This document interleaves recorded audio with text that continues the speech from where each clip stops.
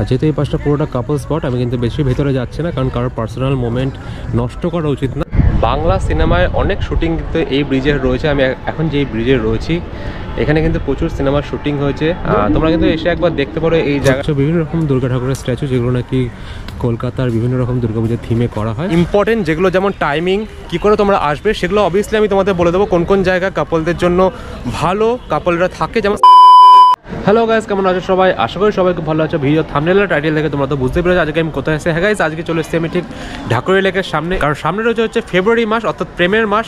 তো এই ঢাকুরিয়া লেকে আজকে তোমাদের ঘুরে দেখাবো কেমন কি ডিটেলস রয়েছে, কেমন কি টাইমিং রয়েছে, কীভাবে তোমরা এখানে আসতে পারবে। তোমরা ভিডিওটা স্কিপ না করে শেষ অবধি দেখতে থাকো, আশা করি তোমাদের ভালো লাগবে। কিন্তু ঢাকুরিয়া লেকের ঠিক গেট নাম্বার 1-এর সামনে রয়েছে। এদিকে আমি বাইক পার্কিং করে দিয়েছি, এই পাশেও কিন্তু বাইক পার্কিং করার জায়গা রয়েছে। তো এদিক দিয়েও তোমরা ঢুকতে পারো। আর অন্যান্য প্রচুর গেট রয়েছে, কিন্তু 10 থেকে 12টা গেট রয়েছে টোটাল এই ঢাকুরিয়া লেকে।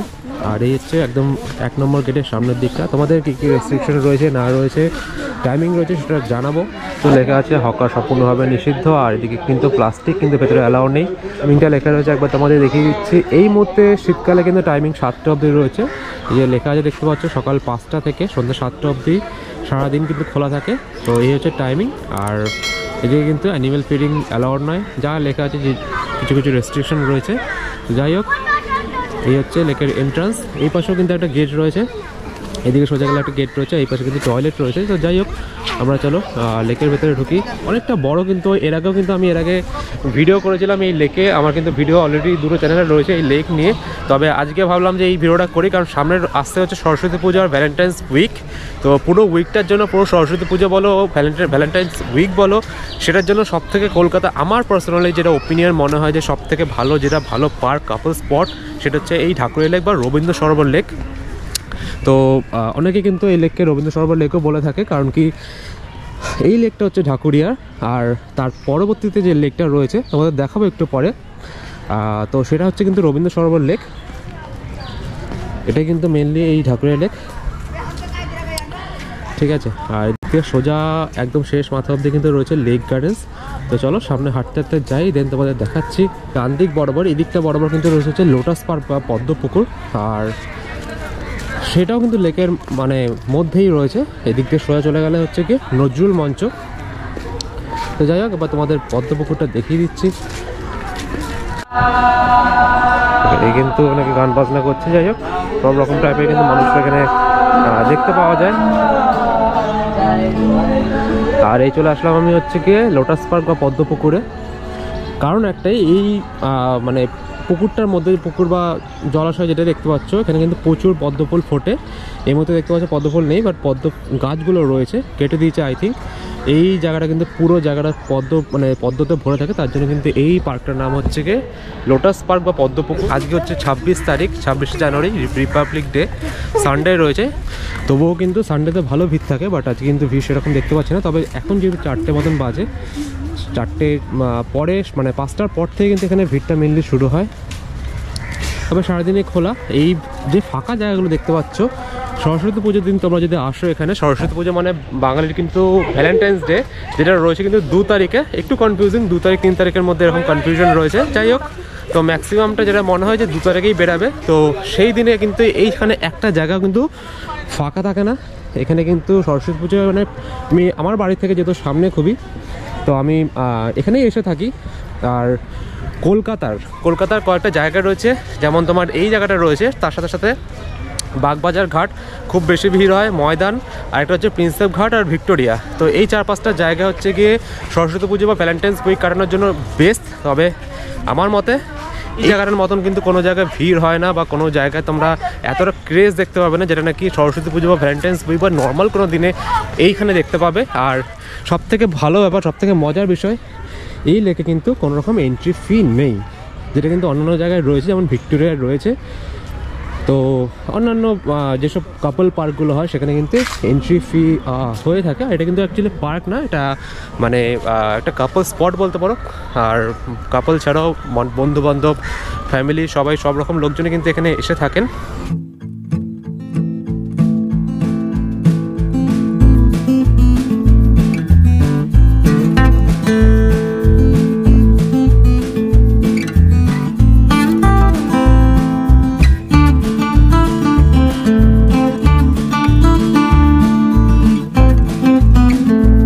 আসছেন এরকম ফটোগ্রাফি করার জন্য। তো অনেকে কিন্তু এখানে ফটোগ্রাফির জন্য এসে থাকেন, ঠিক আছে। যেহেতু নাকি পুরো জায়গাটা আর কি গাছপালা দিয়ে ভর্তি, তো প্রচুর পাখি কিন্তু দেখা যায়, ঠিক আছে।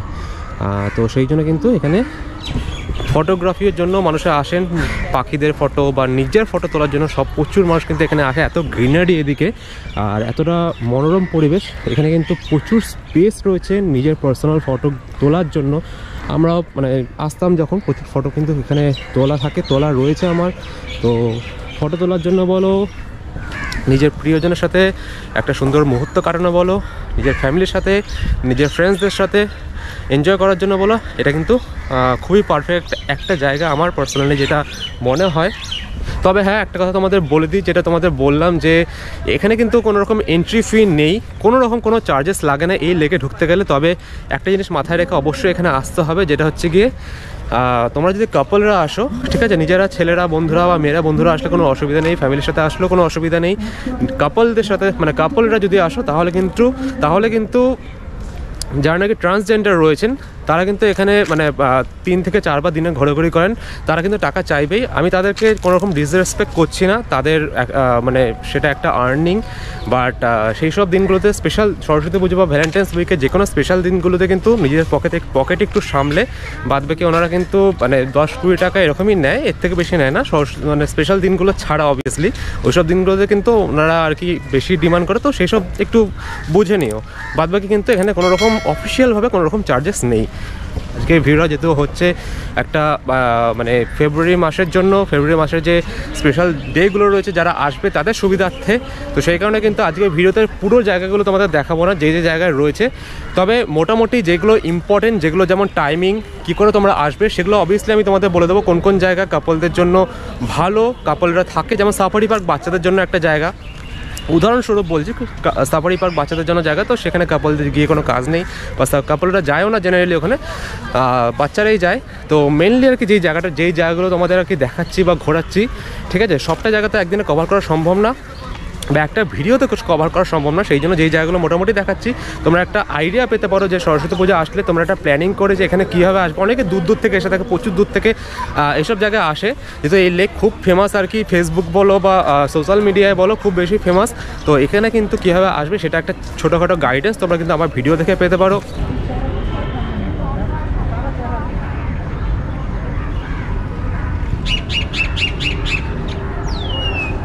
আমি কিন্তু এই লেকের মধ্যে একটা ছোট্ট ম্যাপ পেয়েছি, সেই ম্যাপটা তোমাদের একবার দেখিয়ে দিচ্ছি যে এখানে কোথায় কী রয়েছে। সেটা দেওয়া রয়েছে সুন্দরভাবে, জোন করে দেওয়া রয়েছে, এখানে বিভিন্ন রকম কালারের দিয়ে মেনশন করা রয়েছে, ইয়েলো, গ্রিন, ব্লু।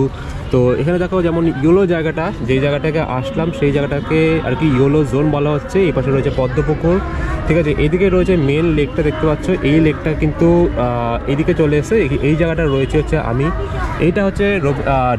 এটা হচ্ছে কিন্তু লেক গার্ডেন্সের রোডটা, যেটা কিন্তু রয়েছে এদিকটায়। আর এই পাশে যে লেকটা দেখতে পাচ্ছ, আর এই রোডটা ঠিক পরবর্তীতে এটা হচ্ছে কিন্তু মেনলি রবীন্দ্র সরোবর লেক। এটা হচ্ছে রবীন্দ্র সরোবর স্টেডিয়াম, লেখা আছে সুন্দরভাবে। কোথায় কী রয়েছে সেটাও দেওয়া রয়েছে, যেমন এদিকে রয়েছে হচ্ছে লিলি পুল আর্ট গ্যালারি। এটা কিন্তু খুব রিসেন্টলি ফেমাস হয়েছে আর্ট গ্যালারি লেকে, দেখাবো তোমাদের। এদিকে রয়েছে বেঙ্গল রোয়িং ক্লাব, পদ্মপুকুর, যেখানে তোমাদের নিয়ে গেলাম এটাকে। তো এইটা কিন্তু তোমরা চাইলে একবার পজ করে স্ক্রিনশট নিয়ে নিতে পারো। তো কথা বলতে বলতে কিন্তু চলে আসলাম আমি গেট নাম্বার 8-এর সামনে। পুরো পার্টে কিন্তু ডিভাইডেড রয়েছে এই লেক রবীন্দ্র সরোবর আর ঢাকুরিয়া লেকটা কিন্তু রবীন্দ্র সরোবর লেকের ডবল বলতে পারো। তো যারা আর কি মেট্রো করে আসবে তাদের জন্য কিন্তু অবভিয়াসলি রবীন্দ্র সরোবর লেকটার সুবিধা। মেট্রো করে আসলে তোমরা কিন্তু গেট নাম্বার 1 বা 3-এ নামলে সেখান থেকে ইজিলি পায়ে হাঁটা 4 থেকে 5 মিনিটের মধ্যে রবীন্দ্র সরোবর লেকের মধ্যে চলে আসতে পারবে। আর যারা আর কি ট্রেনে করে আসতে চাও, শিয়ালদা থেকে আসবে বা সাউথের কোনো জায়গা থেকে আসবে, তাহলে কিন্তু তোমরা ইজিলি ট্রেনে করে ইন্ডিয়ান রেলওয়ে যে ট্রেনগুলো হয় সেখানে লোকাল ট্রেনে করে ঢাকুরিয়া স্টেশনে নামলে পায়ে হাঁটা 10 থেকে 15 মিনিটের মধ্যে তোমরা চলে আসতে পারবে গেট নাম্বার 1 ঢাকুরিয়া লেক, যেখান থেকে আমি কিন্তু এন্ট্রি নিলাম। লেকের সব থেকে অ্যাট্রাকটিভ যে জায়গাগুলো রয়েছে যেখানে আর কি মানুষজন আসে লেকের মধ্যে, সেটা কিন্তু এই ব্রিজ। আরেকটা রয়েছে এইদিকে আর্ট গ্যালারি, তো সেখানেও আমরা যাব।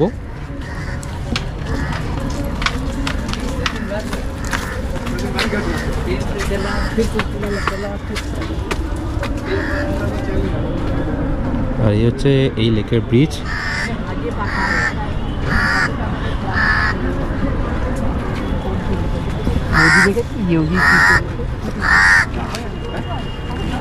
তো এই হচ্ছে এই ছোট্ট একটা পুল, যেটা কিন্তু আগে লোহার ছিল না, যখন নাকি তৈরি হয়েছিল কাঠের, পরবর্তী কিন্তু এটাকে এরকম লোহার করে দেওয়া হয়। তো প্রচুর মানুষজন আসে, নিচে কিন্তু প্রচুর মাছ রয়েছে, আর এখান থেকে এই পুরো লেকের ভিউটা কিন্তু খুব সুন্দর ভিউটা কিন্তু এখান থেকে পাওয়া যায়, যেটা কিন্তু লেকের কোনো জায়গা থেকে এত সুন্দর ভিউ পাবে না তোমরা, সেটা কিন্তু এই পাশ থেকে তোমরা পাবে। আর এই পাশে হচ্ছে গিয়ে দেখতে পাচ্ছ বেঙ্গল ক্লাব রয়েছে। আর বাংলা সিনেমায় অনেক শুটিং কিন্তু এই ব্রিজে রয়েছে। আমি এখন যেই ব্রিজে রয়েছি এখানে কিন্তু প্রচুর সিনেমার শুটিং হয়েছে। তোমরা কিন্তু এসে একবার দেখতে পারো, এই জায়গাটা খুব ভালো লাগবে, খুব সুন্দর হাওয়া চলে, আর নিচে কিন্তু রয়েছে হচ্ছে মাছ। তো এরকম একটা জায়গা, আর চারিপাশে এত সুন্দর ভিউ। তো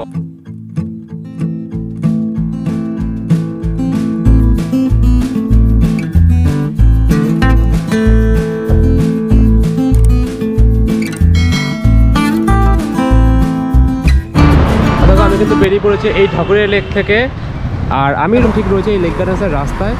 এদিক থেকে এই পাশে ছিল হচ্ছে ঠাকুরের লেক, এদিক থেকে যে লেকটা বারবার বলছিলাম তোমাদের, উল্টো দিকেও কিন্তু একটা লেক রয়েছে, সেটা হচ্ছে রবীন্দ্র সরোবর লেক।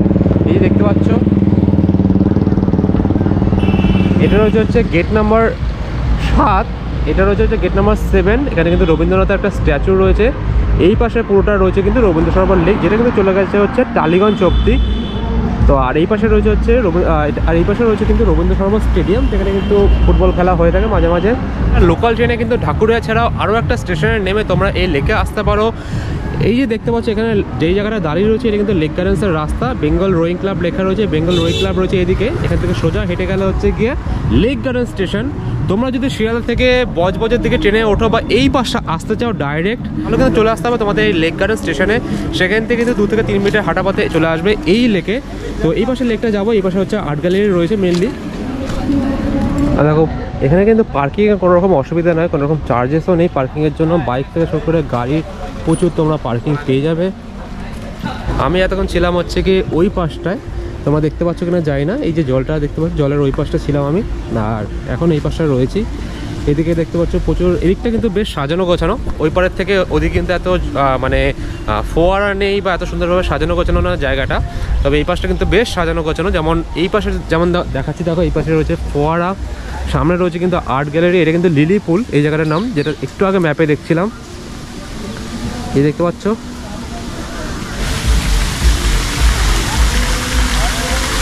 এই পাশে একটা ফোয়ারা রয়েছে, আর একটা ফোয়ারা কিন্তু আমি ওইদিকে দেখেছি, ওই দিকটাও রয়েছে। তো এরকম অনেকগুলো ফোয়ারা কিন্তু এদিকে রয়েছে, আর এখানে কিন্তু বেশ কাপলদের আড্ডা আর কি। এই চারিদিকটা আর কি জুড়ে মেন পুরো লেকটাই আর কি,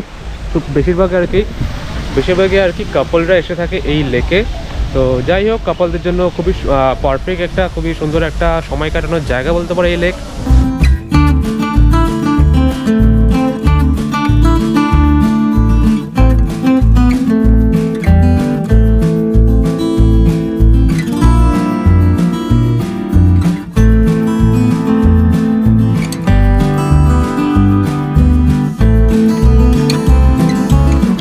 এদিকে দেখতে পাচ্ছ প্রচুর কাপল কিন্তু বসে রয়েছে। এই দিকটা পুরোটা কিন্তু এদিকে মেনলি কাপলদের জায়গা, কাপলরা বসে থাকে। তো কাপল স্পট এটা।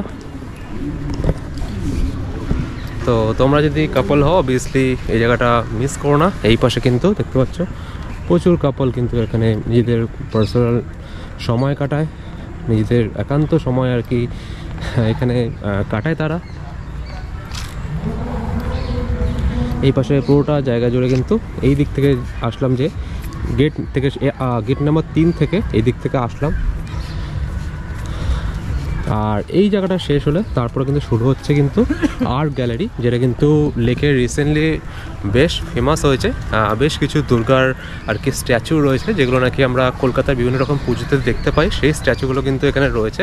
আর যেহেতু এই পাশটা পুরোটা কাপল স্পট, আমি কিন্তু বেশি ভেতরে যাচ্ছি না, কারণ কারোর পার্সোনাল মোমেন্ট কিন্তু নষ্ট করা উচিত না। তো আমি বেশি ভেতরে যাচ্ছি না, বাট আর কি ম্যাক্সিমাম আর কি 70 থেকে 80% আর কি বিকেলের দিকে কাপলরা কিন্তু এখানে এসে থাকে। কাপলদের জন্য খুব সুন্দর, একদম ফ্রিতে, কোনো টাকা লাগে না, খুব সুন্দর একটা জায়গা। কিন্তু আর্ট গ্যালারি মা ফিরে এলো, এটা হচ্ছে গিয়ে এই আর্ট গ্যালারির নাম। এখান থেকে কিন্তু এই যে দেখতে পাচ্ছ বিভিন্ন রকম দুর্গা ঠাকুরের স্ট্যাচু, যেগুলো নাকি কলকাতার বিভিন্ন রকম দুর্গাপুজোর থিমে করা হয়। এই স্ট্যাচুগুলো কিন্তু, সেই দুর্গা প্রতিমাগুলো কিন্তু এখানে এরকম রাখা, লাইট দিয়ে সুন্দরভাবে সাজিয়ে কিন্তু এদিকে রাখা রয়েছে। এই পাশেও কিন্তু আরও এরকম 3-4টে দুর্গা স্ট্যাচু রয়েছে, দুর্গা প্রতিমার মূর্তি রয়েছে। দেখে শেতলা অগ্রণীতে 2017-তে কিন্তু নিচে নাম লেখা রয়েছে ক্লাবের, যে কোন ক্লাব থেকে কিন্তু এটা করা রয়েছে, 2017 শেতলা অগ্রণী।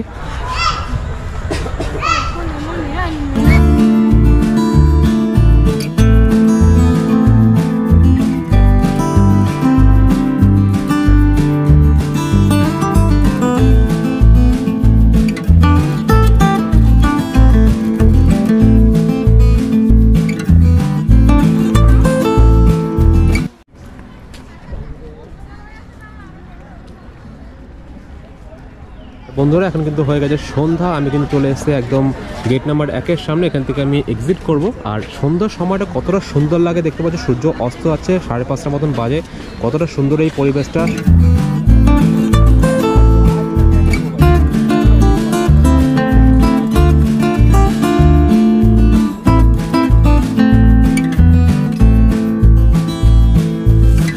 তো গাইজ আমি কিন্তু বেরিয়ে গেছি লেক থেকে, আমি কিন্তু চলে এসেছি এখন গেট নাম্বার 1-এর সামনে, এখান থেকে এক্সিট করব।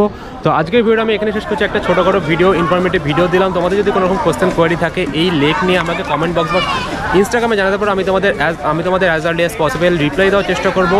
তো আজকের ভিডিও এখানে শেষ করছি। ভিডিও ভালো লাগলে লাইক করো, কমেন্ট করো, শেয়ার করো, চ্যানেলকে সাবস্ক্রাইব করতে ভুলো না। দেখা হচ্ছে পরবর্তী কোনো ভিডিওতে, ততক্ষণের জন্য টাটা।